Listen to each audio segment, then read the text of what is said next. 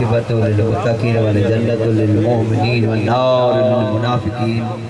वस्सलातु वस्सलामु अला अशरफिल अंबिया'i वल मुरसलीन व सय्यिदिना व नबिय्यिना व शफ़ी'i ज़ुनूबिना व तबीबि क़ुलूबिना व हबीबि नुफ़ूसिना व मौलाना अबुल क़ासिम मुहम्मद सल्लल्लाहु सुम्मा सलातो व सलाम अला आलिहि त्वय्यबीन त्वाहिरीन अल-मासूमीन अल-मज़लूमीन। अम्मा बाद फ़क़द क़ाल रसूलुल्लाह सल्लल्लाहु अलैहि व आलिहि व सल्लम इन्नल हुसैन मिस्बाहुल हुदा व सफ़ीनतुन निजाह बुलंदतर सलावत।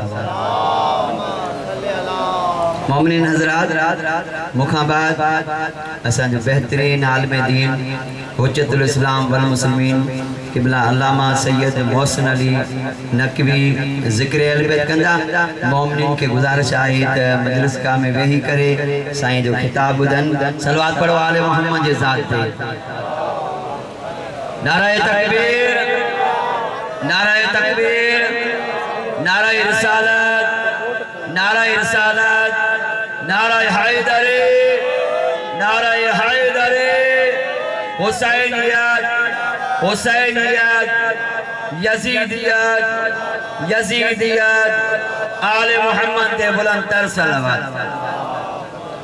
अज़ीज़ान गिरामी, मां साईं का इजाज़त वठी 5-7 मिनट ज़िक्र अहल बैत में नाले लिखण जे लाइ अवं साम्हूं आयो हां। कायनात जे रसूल जो फरमान आहे इन्नल हुसैन, हाणे बस सैयद वेठा इन्नल हुसैन मिस्बाहुल हुदा व सफ़ीनतुन निजाह। मुझो ही बजड़ो हुसैन हिदायत जो चराग आहे नजात जी कश्ती। मुझो ही हुसैन हिदायत जो चराग आहे नजात जी कश्ती आहे। जेको हुसैन जी कश्ती में सवार थींदो उहो ही कामयाब। जे कायनात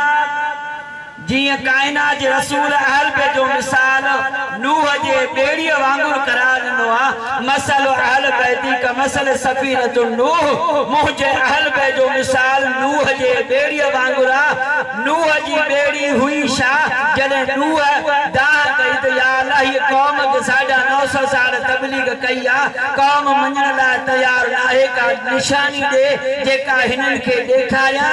अल्लाह चए नूह बेड़ो तयार कर। नूह बेड़ो तैयार कयो। बेड़े में सॾु कयई। सगो पुट सगी घरवारी नूह जे बेड़े में चढ़ण लाइ तैयार न आहिनि। अल्लाह के दुआ पे घुरई त या अल्लाह ही मुझो पुट आ, मुझी घरवारी आ, बेड़े में नथा चढ़न, तबाह बर्बाद थींदा। अल्लाह जो आवाज़ आहे नूह ये तुझे अहल मोनी न आहे। नारो कयो हैदर करार जो। नूह ये तुझे अहल मोई न आहिनि। हुसैन अलैहिस्सलाम नजात जी कश्ती आहे। हुसैन मौला इंसानन के त छा पर मलाइकन के भी नजात ॾिनी।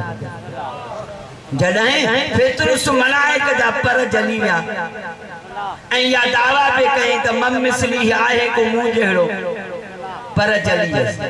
हाणे हिकु बर्फड़ बयाबान वादीअ में पयो रहियो। हेॾा जॾहिं मौला इमाम हुसैन अलैहिस्सलाम जी 3 शहबान ते आमद थी। जिब्राइल मलाइकनि जी टोली वठी मुबारकूं ॾियण पियो वञे कायनात जे सरदार खे। फितरुस ते नज़र पयसि। फितरुस पुछियो काॾे था वञो? कि वञूं था रसूल जे घर में नवाज़ो हुसैन आयो आहे।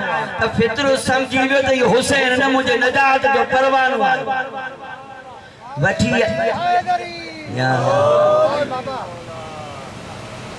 वठी आयो फितरुस खे। चई साईं हिन जे लाइ दुआ घुरो।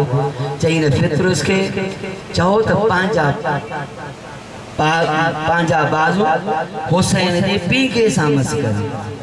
हुसैन जो पीउ हुयो त काठ जो, पर जॾहिं मनसूस मिलण लाइ थियो त फितरुस के पर अची विया। हाणे साॻी दावा पियो करे मम मिसली आहे को मूं जहिड़ो।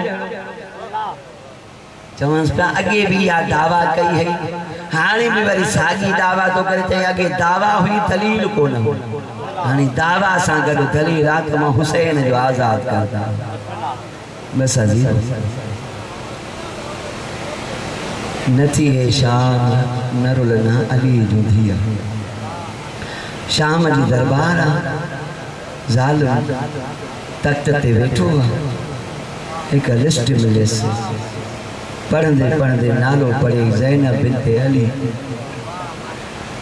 अली जी दी ज़ैनब जन अली जी दी ज़ैनब जो नालो आयो ची केड़ी अली जी दी ज़ैनब चईया जेका सफेद वारन वारी बीबी आ न इन जे पोयो जेका बीबी कंधु रखियो बीबी आ इया आई ज़ैनब बिनते अली आ चईन पोड़ी के हटायो साईं बिज़ा सलाम अलैहा गालाए करे जे इन डी लाए त मा रसूलुल्लाह के जिंदगी वरती आ त मा जी वडी साईं जे कम आई आ साईं ज़ैनब जे कम चा मा न हटंदा हां जने जे मा न हटंदा त चे तो ज़ालिम चे तो इन पोड़ी के कत्ल कयो जने कत्ल जो हुकुम मिलियो न साईं पिता पांजे अभिषी कौम वारन सा गालाए करे जदी अभिषी तांजे गैरत के शादी वयो तांजे कौम वाले जे मथा कत्ल जो हुकुम अची वयो 400 तलवारूं निकतियूं जने यजीद रसूल बगावत पैजी वया चेदो इन पोड़ी के न हटायो जने पोड़ी जे कत्ल जो हुकुम हटी वयो न